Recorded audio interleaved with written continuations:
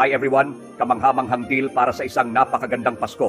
162 piso lang para sa bawat solar camping light at makakuha ng 4 na karagdagang decorative light string at libreng pagpapadala.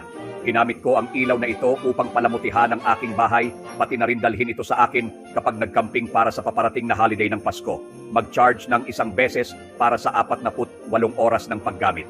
Ito ay isang solar lamp mula sa Japan, nagawa sa tungsten filament na may habang buhay na hanggang 10 taon.